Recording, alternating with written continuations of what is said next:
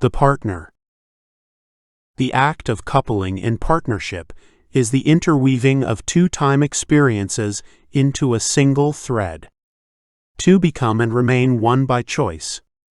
Each bring their own unique inheritances into a joint process of directing focus and energy within the moment. Although the individual is one with the collective in both the literal and figurative sense, they are never more whole than when they are with their partner. Partnerships are ancient in practice, but presently subject to frameworks that are relatively short-lived in the scope of human history.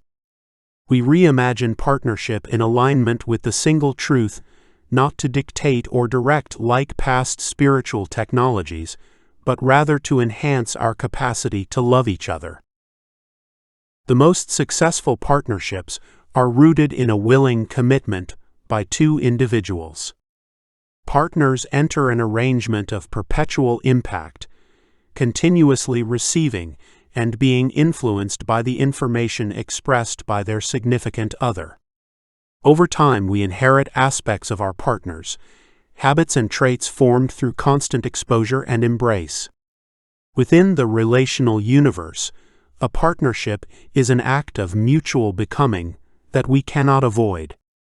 Therefore, our frameworks of valuing our partners should focus on becoming more together. At the same time, we want to ensure that our individuality remains intact. The best partnerships grow from mutual contribution. They go far beyond responsibility to household or sexuality, although both are important. We want to actively engage in the process of becoming more, not only for ourselves, but for our partners. We want to remain interesting as our looks fade, but our obligations to meaningfully engage do not. There is always the risk of stagnation within relationships, especially when we fall into routines of exhaustion and entertainment. Our practice of active soulcraft provides us with an alternative. Individual time experience is always fleeting, and if we consistently default to the path of least resistance, we will soon find ourselves without much to say. We will become a distant shadow of who we were, who our partners learned to love.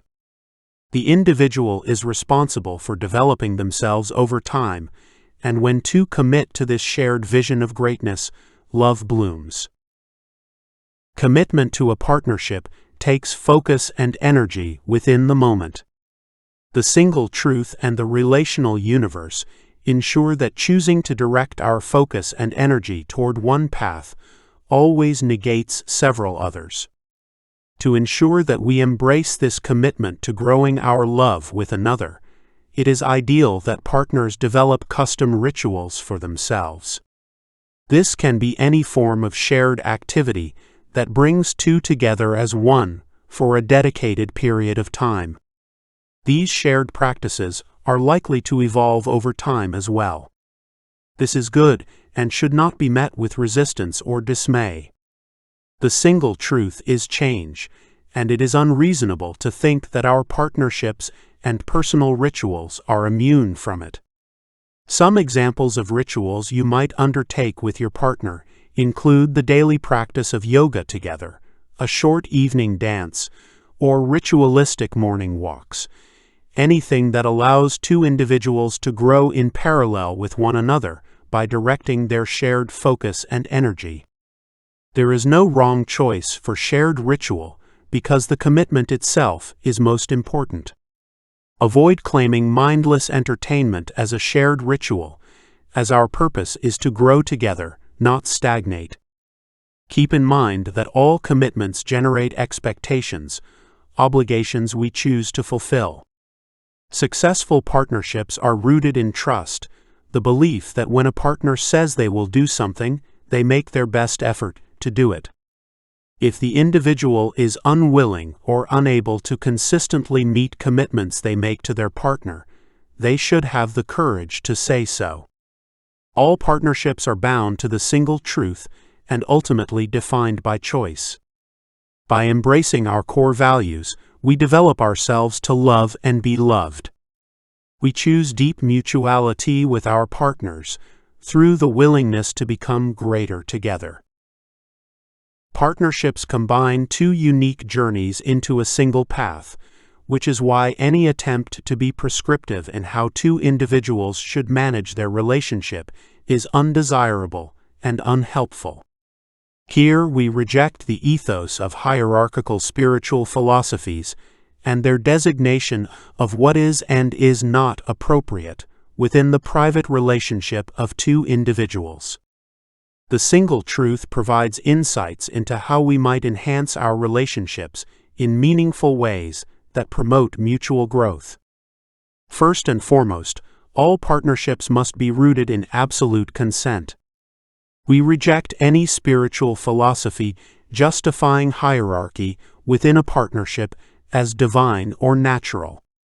They are nothing more than the proactive proliferation of power dynamics, falsely claiming divinity in attempts to maintain dominance. Self-actualizing in the age of crisis is the process of embracing the mutual divinity the individual, other, and relationship share within the moment. We therefore reject any attempts to intertwine love and spirituality with the obedience of one to another. Instead, we embrace radical openness and the assumption of good intent. It is no secret that open communication is the cornerstone of a successful relationship, and our core values help develop us in the direction of high comfort with openness.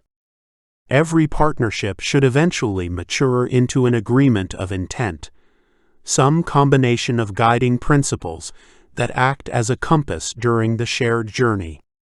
For example, when I married my partner, the vows I wrote focused on 4 key elements of our future: exploration, creation, contribution, and observation. We share echo as a philosophy, guiding how we construct our journeys, but what is right for one partnership may not be right for another. Take the time to dedicate energy and focus to understanding why you love your partner and what the two of you hope to experience together. Engage them in meaningful conversations about journeys you intend to construct, and begin the shared work toward creating them. Recognize that a partnership translates into finding ways to develop 2 separate visions of the good into a shared direction of focus and energy. When 2 align their time experience toward mutual creation, their efforts become a force multiplier in the practice of active soulcraft.